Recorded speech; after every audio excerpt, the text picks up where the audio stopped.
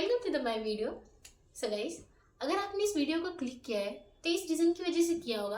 18+ girls को जानना क्या ज़रूरी है और ये मस्ट है, क्योंकि गाइस मैं भी एक 18+ गर्ल हूँ और मैं जानती हूँ कि 18+ की गर्ल्स को क्या नहीं पता है। मैं मेरी एज की गर्ल्स को देखती हूँ, जो मेरे अंदर मैच्योरिटी है वो उन लोगों के अंदर मैच्योरिटी नहीं है। मैं ऐसा नहीं बोलूँगी कि मैं बहुत ज़्यादा मैच्योर पर्सन हूँ, पर मैं ऐसा बोलूँगी कि उन लोगों के अंदर वो मैच्योरिटी नहीं है जो होनी चाहिए उन लोगों के अंदर। तो मैं बस आप लोगों को इस वीडियो में बताऊंगी कि 18+ की गर्ल्स को जानना क्या ज़रूरी है।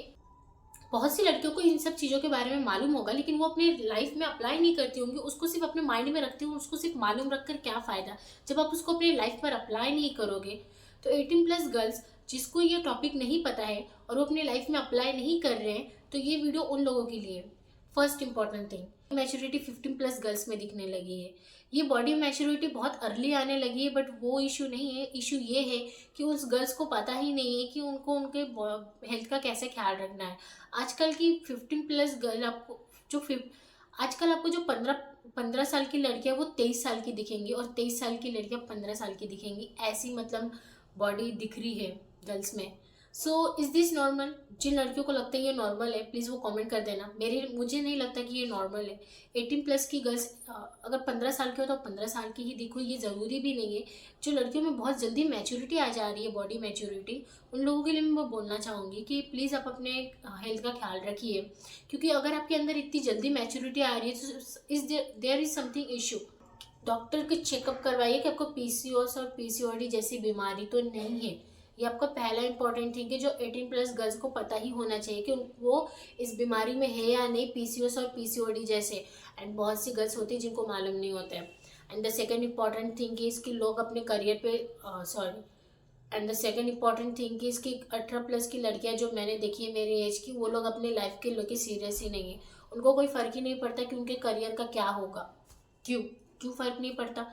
मुझे नहीं पता कि वो क्या सोचती है क्या नहीं सोचती, बट मुझे ऐसा लगता है मेजोरिटी गर्ल्स ऐसा सोचती होंगी कि उनके मम्मी पापा है ही उनका ख्याल रखने के लिए।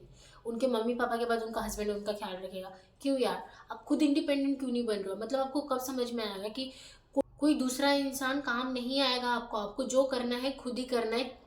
अगर आपके मम्मी पापा भी आपका ख्याल रखते हैं तो कब तक रखेंगे? वो पूरी लाइफ टाइम तो नहीं रख सकते। वो आपसे पहले ही जाने वाले, फिर आप जाने वाले हो। तो जब वो आप चले जाएंगे तो फिर आपका ख्याल कौन रखेगा? आप बोलोगे हस्बैंड रखेगा, तो हस्बैंड भी नहीं रखेगा। एक टाइम पे वो भी ताना देता है, एक टाइम पे वो भी सुनाता है, तो फिर आप सुनोगे कैसे? फिर रोते हो, यार मैंने मेरे लाइफ में कुछ नहीं किया, ऐसा वैसा। तो करो ना यार, जब अभी आपके मम्मी पापा आपको चांस दे रहे हैं, आपको करना नहीं है, फिर बाद में आपको रोना है, रोइएगा। फिर उसके बाद मम्मी पापा के पास जाइएगा मत रोते रोते कि मेरे मम्मी पापा ने मुझे कुछ सिखाया नहीं है। ये आपके हाथों में, आपके अंदर इतनी मैच्योरिटी आ गई है कि आपको क्या लाइफ के डिसीजन लेने और क्या नहीं लेने। इंडिपेंडेंट बनने के लिए आपके आपके पापा ने और आपकी मम्मी ने पूरी फ्रीडम दी है। जो गर्ल्स अभी पूरी इधर जा रही है ना रिलेशनशिप के चक्कर में, उन लोगों के लिए मैं बताना चाहूँगी कि फिर बाद में रोना नहीं है। अभी चांस है, अभी करिए। ये मेरा सेकेंड इंपॉर्टेंट थिंग था जो मैं लड़कियों को बताना चाहती थी।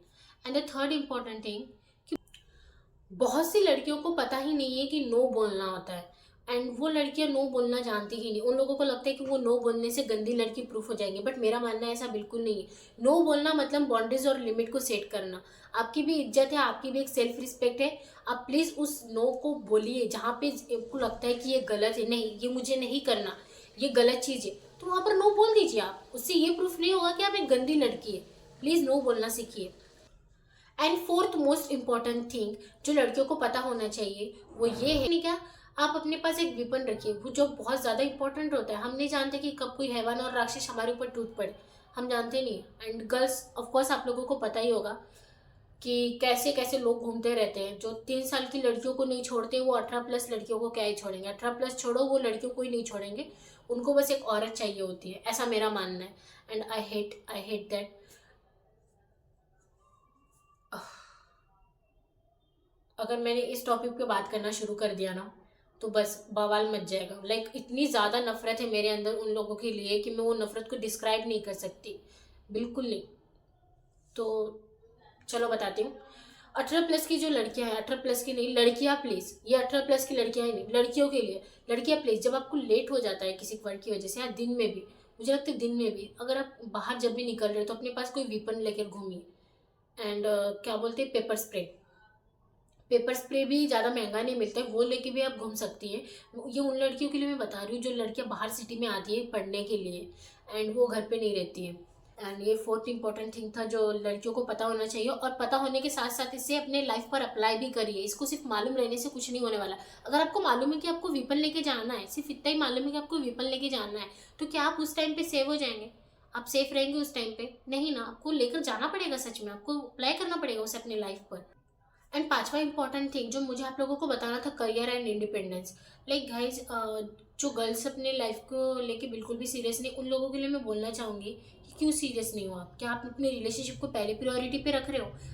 जिसको आपको पहली प्रायोरिटी पे रखना चाहिए उसको आपने लास्ट प्रायोरिटी पे रखा है, जिसको आपको लास्ट प्रायोरिटी पे रखना चाहिए उसको आपने पहली प्रायोरिटी पे रखा है। मैं ऐसा नहीं बोलूँगी कि रिलेशनशिप में मत जाइए, रिलेशनशिप में जाइए, आपको जो करना है करिए, लेकिन अपने करियर को पहले प्रायोरिटी पे रखिए। जो लड़कियां बिल्कुल भी सीरियस नहीं है अपने करियर को लेके, उन लोगों के लिए भाई तालियां हो जाए। कहाँ है आपका दिमाग, कहाँ है? मतलब कैसे कैसे कर लेती है वो लड़कियां? मैं तो बिल्कुल भी रह नहीं पाऊंगी। अगर मुझे ऐसा लगेगा मेरा कोई गोल्स नहीं है तो मेरे अंदर मैं सांसें नहीं ले पाऊंगी।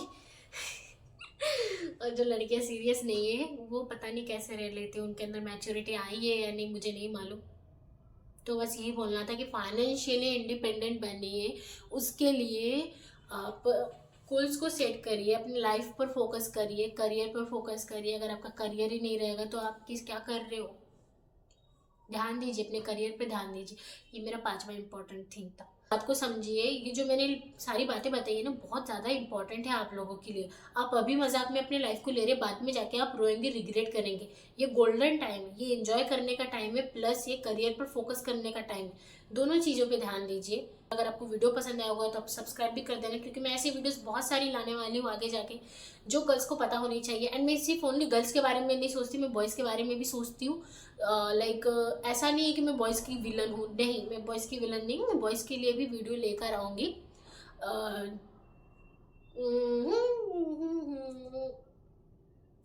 ओके गाइस, सो अगर आपको वीडियो ओके गाइस, सो अगर आपको वीडियो पसंद आया होगा तो लाइक कर देना, एंड शेयर सब्सक्राइब करना होगा तो कर लेना। ओके।